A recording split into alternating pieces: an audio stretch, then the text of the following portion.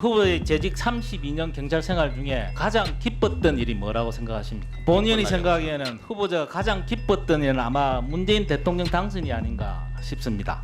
문재인 대통령이 당선된 2017년 5월 기점으로 후보자의 경찰 생활이 완전히 달라집니다. 2017년 5월 이전에는 경찰대 출신의 평범한 경찰 간부로 지내다가 소위 말하는 대통령 산수로 승승장구를 했다. 그러면 살아있는 권력 등의 수사에서 과연 소신 있게 할 수 있는지.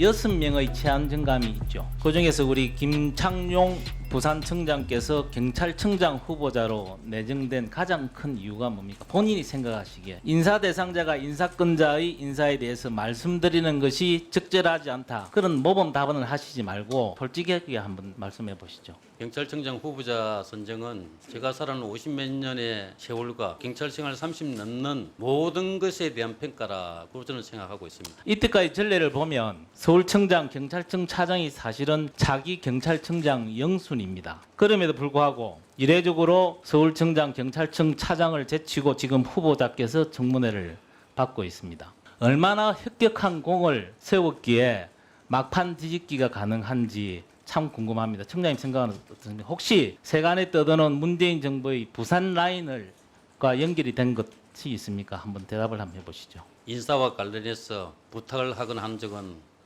자, 없다는 점을 서울청장하고 경찰청 차장보다 어떤 측면에서 본인이 더 경쟁력이 있다고 생각하십니까? 그 두 분도 충분히 저보다는 오히려 많은 부분에서 훌륭하다고 생각합니다. 그럼 그분을 지명해야죠. 왜 청장님을 지명합니까? 후보자님을?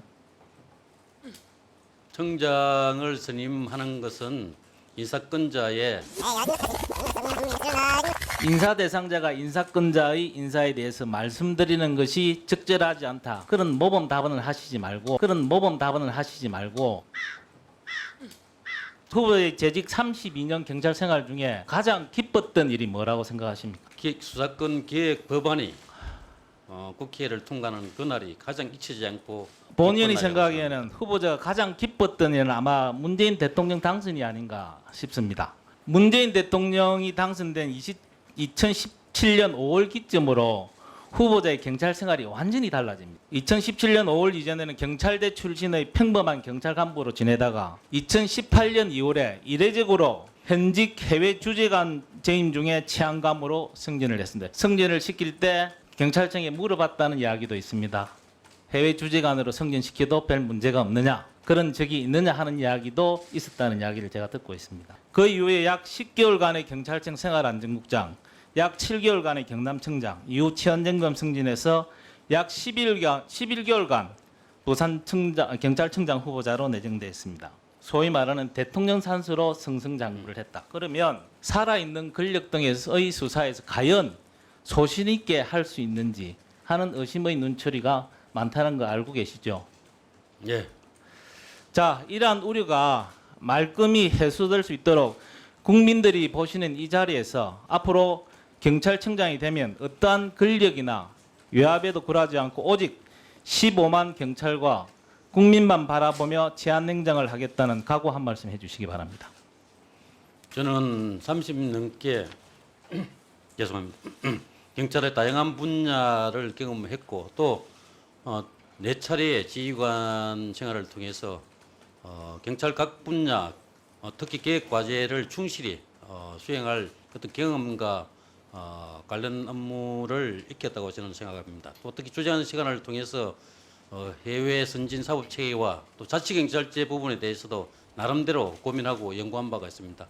이 모든 것을 종합해서 국민들께서 기대하고 염망하시는 바를 제일 중요한 것은 어떤 업무적인 현안 업무에 대한 박식한 예.